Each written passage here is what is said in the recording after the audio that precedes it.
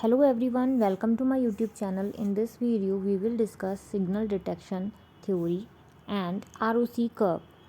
Signal detection की बात करें तो ये एक क्या है, प्रोसेस है। सिग्नल डिटेक्शन एक प्रोसेस है डिसीज़न मेकिंग, यानी कि डिसीज़न लेने की एक प्रोसेस जिसको सिग्नल डिटेक्शन कहा जाता है, जिसमें ये देखते हैं कि सिग्नल या स्टिमुलस जो है वो प्रेजेंट है या नहीं। यानी कि कोई साउंड अगर आपको सुनाई देती है, लेट सपोज साउंड जो है एक स्टिमुलस है, तो उसमें जो ऑब्जर्वर है जिसको साउंड सुनाई दे रही है उसको जो है डिसाइड करना होता है, निर्णय लेना होता है कि वो साउंड कितनी इंटेंसिटी से आ रही थी, वो प्रेजेंट थी या नहीं। जैसे मान लीजिए कोई साउंड आपको सुनाई देती है लेकिन वो इतनी तेज़ नहीं है और आपको थोड़ा सा कन्फ्यूजन हो रहा है कि वो साउंड मुझे आई या नहीं आई, तो ये डिटेक्ट कर पाना उस सिग्नल को सिग्नल डिटेक्शन थ्योरी का प्रोसेस कहलाता है। नेक्स्ट है signal detection theory which at its most basic states that the detection of stimulus depends on both the intensity of the stimulus and the physical psychological state of the individual. इस point में ये बात की गई है कि किसी भी स्टिमुलस का डिटेक्शन, किसी भी आवाज़ का, चाहे वो विजुअल स्टिमुलस हो, चाहे वो ऑडिटरी स्टिमुलस हो, चाहे वो ओल्फैक्टरी स्टिमुलस हो, किसी भी स्टिमुलस का जो डिटेक्शन है वो डिपेंड करता है दो चीज़ों पे। एक तो हो गया इंटेंसिटी, यानी वो कितनी तेज़ है, कम है, ज़्यादा है। ओबियसली अगर कोई स्टिमुलस तेज़ इंटेंसिटी के साथ आपके सामने आता है तो आप उसको डिटेक्ट कर लेते हो। कोई बहुत तेज़ आवाज़ आएगी तो आप उसको डेफिनेटली ऑब्ज़र्व कर लोगे, डिटेक्ट कर लोगे, पहचान लोगे। लेकिन अगर कोई आवाज़ हल्की आ रही है तो आप उसको नहीं पहचान पाओगे आसानी से। तो स्टिमुलस की इंटेंसिटी पे निर्भर करता है डिटेक्शन। और दूसरा है फिज़िकल साइकोलॉजिकल स्टेट, यानी कि जो ऑब्ज़र्वर है उसको जो है फैटिग तो नहीं है, उसकी मेंटल स्टेट कैसी है, उसकी नींद पूरी हो चुकी है कि नहीं। तो ये तरीके ऑब्ज़र्वर जो है उसका फिज़िकल फिट होना, साइकोलॉजिकली फिट होना, उस इन चीज़ों पे भी जो है डिटेक्शन जो है स्टिमुलस का ये निर्भर करता है। Basically we notice things based on how strong they are and on how much we are paying attention on them. Basically इन चीज़ों पे ये निर्भर भी करता है कि वो जैसे मैंने बताया कि कितना स्ट्रॉन्ग है, जो हमारे सामने सिग्नल है वो कितना स्ट्रॉन्ग है और हम कितना उस पर अटेंशन दे पा रहे हैं। अगर हम पूरे अटेंशन के साथ नहीं बैठे हैं, हमारा अटेंशन जो है डिस्ट्रैक्ट हो रहा है कहीं ना कहीं, तो ये भी जो एक फैक्टर है डिटेक्शन में जो है कन्फ्यूज़न क्रिएट करता है। सिग्नल डिटेक्शन में टू फैक्टर्स जो हैं सिग्नल डिटेक्शन थ्योरी के वो इम्पॉर्टेंट हैं, उनको जान लेते हैं। पहला है सेंसरी फैक्टर्स, दूसरा है डिसीज़न मेकिंग स्ट्रैटेजी और क्राइटेरियन। इसमें जो है सेंसिटिविटी, इसको हम डी से डिनोट करते हैं। तो सेंसरी फैक्टर में पहला आता है sensory ability of the observer, ये जो होती है वो इंटरनल होती है। और दूसरा है इंटेंसिटी ऑफ द स्टिमुलस, ये जो होती है ये एक्सटर्नल होती है। सेंसरी एबिलिटी को हम इस तरीके से जान लेते हैं कि जैसे कोई पर्सन पार्शली साइटेड है या लो विजन वाला है और उसको नॉर्मल विजन वाला पर्सन है, तो हम देखेंगे कि किसकी जो विजुअल एबिलिटी है वो किसकी ज़्यादा होगी। अगर हम किसी लो साइटेड वाले पर्सन को कोई विजुअल स्टिमुलस डिटेक्ट करने के लिए बैठा देते हैं मान लीजिए, तो वो कैसा डिटेक्ट कर पाएगा। जाहिर सी बात है जिसका नॉर्मल विज़न है वो इंसान जो है ज़्यादा जल्दी स्टिमुलस को ज़्यादा सही तरीके से डिटेक्ट कर पाएगा कंपैरिजन टू लो विज़न वाले पर्सन को। इसी तरीके से हम उस तरीके से भी देख लेते हैं कि जैसे कोई इंसान है जो ओल्ड एज है, ठीक है, और उसकी जगह एक यंग एज पर्सन को हम बैठा दें, तो जो यंग एज वाला पर्सन होगा उसकी सुनने की जो एबिलिटी होती है या देखने की जो वो ज़्यादा होती है ओल्ड एज से। तो इस तरीके की जो ऑब्जर्वर की जो एबिलिटी होती है कि इस पर भी डिपेंड करता है कि जो है सेंसिटिविटी वो सेंसरी फैक्टर है कि कितना सिग्नल को डिटेक्ट कर पाता है। नेक्स्ट है इंटेंसिटी ऑफ द स्टिमुलस। अब स्टिमुलस की इंटेंसिटी, जैसे मैंने बताया स्टिमुलस तेज़ आ रहा है, कम आ रहा है। बहुत तेज़ी से कोई आपके सामने विजुअल स्टिमुलस प्रेजेंट हुआ, लाइट ब्लिंक हुई, तो आप उसको जल्दी से डिटेक्ट कर लोगे फटाफट, ठीक है। ये एक्सटर्नल क्वालिटी हो गई, स्टिमुलस की एक्सटर्नल क्वालिटी हो गई। और अगर आप यही चीज़ देखें कि हल्की सी लाइट ब्लिंक हुई है तो ऑब्जर्वर को क्या लगेगा कि कन्फ्यूज़न रहेगा कि पता नहीं मुझे ऐसा फील हुआ या सच में लाइट ब्लिंक हुई थी, तो वो डिटेक्शन में जो है प्रॉब्लम क्रिएट करता है। तो ये हो गया आपका sensory ability of the observer and intensity of the stimulus, जो कि एक्सटर्नल होता है। नेक्स्ट आ जाता है डिसीजन मेकिंग स्ट्रैटेजी और क्राइटेरियन। तो डिसीजन मेकिंग क्या होता है? These are the non sensory factors and criteria. Decision making कब होती है? जब आपको सिग्नल की श्योरिटी नहीं होती है। So these are the those factor when there is no surety about the signal present और नॉट। जब सिग्नल प्रेजेंट है या नहीं है, जब आप उस पर रिलाई नहीं कर पाते हैं, तो आपको अपना डिसीजन पे रिलाई करना होता है। जैसे कि आप मान लीजिए आप एक रूम में पढ़ रहे हैं और आपको बाहर से एक साउंड आती है, किसी ने आपका नाम बुलाया, लेकिन जब आप बाहर आकर देखते हैं तो कोई भी प्रेजेंट नहीं होता है। तो ऐसी कंडीशन में क्या होता है कि आपको अपने डिसीजन पर रिलाई करना होता है कि क्या मुझे कोई साउंड आई थी या नहीं आई थी। तो ये हो जाता है डिसीजन मेकिंग, क्योंकि आपको सिग्नल की श्योरिटी यहाँ पे नहीं होती है। नेक्स्ट यहाँ पे some important points to understand, यहाँ पे कुछ पॉइंट्स हैं। In many application there is need to decide between two alternatives. बहुत कंडीशंस ऐसी आती हैं जहाँ पे हमें दो चॉइसेस होती हैं, दो अल्टरनेटिव्स के बीच में डिसाइड करना होता है कि वेदर इट इज़ प्रेजेंट और not. In the military radar operators look at approaching objects and decide if it's threat और नॉट। इस तरीके का एक रडार होता है, अभी हम आगे देखेंगे और समझेंगे उसको सही तरीके से।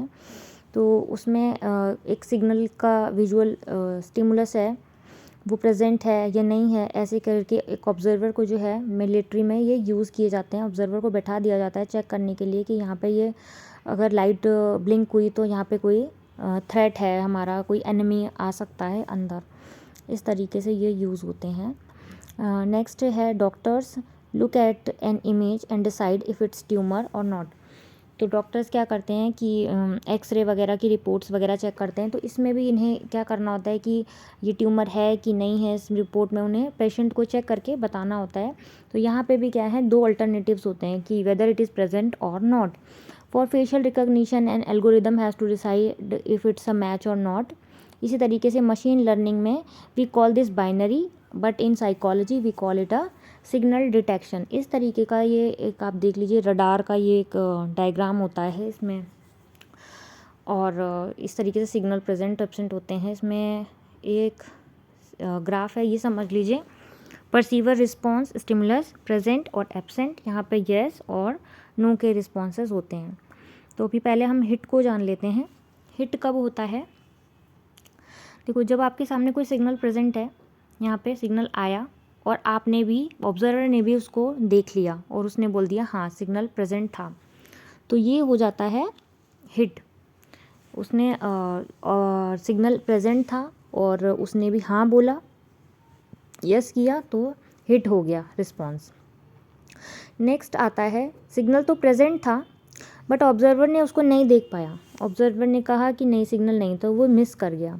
नेक्स्ट है एब्सेंट। सिग्नल एब्सेंट होने में भी ऑब्जर्वर को ऐसा लगा कि सिग्नल आया, that is known as false alarm. और यहाँ पे है जैसे सिग्नल एब्सेंट था और ऑब्जर्वर ने भी उसको परसीव नहीं किया, तो that is known as correct rejection. ये इस तरीके से इसका जो ग्राफ है वो इस तरीके से बनेगा। एक तरफ हम सिग्नल का प्रेजेंट दिखाएंगे, इस तरीके से एक ग्राफ बनेगा जिसमें हम हिट मिस, फॉल्स अलार्म और करेक्ट रिजेक्शन शो करते हैं। एनपीसी की बेल शेप ये कर्व होता है और ये इसमें जो बीच का ये जो एरिया होता है इसे हम सी यानी कि क्राइटेरियन कहते हैं। एक तरफ जो है ये वाला पोर्शन जो हो गया ये हिट हो गया और इसमें ये राइट साइड जो है वो प्रेजेंट है और जो लेफ़्ट साइड है वो एब्सेंट होते हैं। ठीक है, ये वाला पोर्शन आपका हिट हो गया और ये वाला पोर्शन जो है आपका मिस हो गया। मिस कौन सा होता है? जब सिग्नल तो प्रेजेंट था लेकिन उसने जो है डिटेक्ट नहीं कर पाया। ये वाला हो जाता है करेक्ट रिजेक्शन। सिग्नल एब्सेंट था और ऑब्जर्वर ने भी उसको नो ही बोला। और ये वाला जो है फॉल्स अलार्म होता है, सिग्नल तो एब्सेंट होता है लेकिन ऑब्जर्वर को लगता है कि सिग्नल जो है वो प्रेजेंट है। तो इस तरीके से ये ग्राफ में हम देखेंगे तो ये इस तरीके से इनका एक ग्राफ बनता है, प्रेजेंट एंड एब्सेंट। नेक्स्ट है ROC की कैरेक्टरिस्टिक्स। तो ROC जो कर्व है, रिसीवर ऑपरेटिंग कैरेक्टरिस्टिक, इसकी फुल फॉर्म होती है। ROC curve was developed by electrical engineers and radar engineers during World War II। तो World War II के टाइम पे इलेक्ट्रिकल इंजीनियर और रडार इंजीनियर्स के थ्रू इसको बनाया गया था। किस लिए बनाया गया था? To detect enemy objects in the battlefield, enemies को पता कर पाने के लिए बैटलफील्ड में, और बाद में इसे साइकोलॉजी में परसेप्चुअल डिटेक्शन के लिए यूज़ किया जाने लगा। परसेप्शन के लिए स्टिमुलस के, जैसे कि इसमें हम पढ़ रहे हैं, उसमें यूज़ किया जाने लगा। ROC analysis since then has been used in medicine, radiology और भी बहुत सारे ये जो फील्ड्स हैं, जैसे कि बायोमेट्रिक्स है, रेडियोलॉजी हो गया, forecasting of natural hazards, assessment and other areas for many decades. तो तब से इसका जो यूज़ है वो अलग अलग फील्ड में, यानी कि मेडिकल लाइन में, मेडिसिन में, रेडियोलॉजी में, सब में, मशीन लर्निंग में, सब में इसका यूज़ किया जाने लगा। इसकी कैरेक्टरिस्टिक्स को हम पढ़ लेते हैं।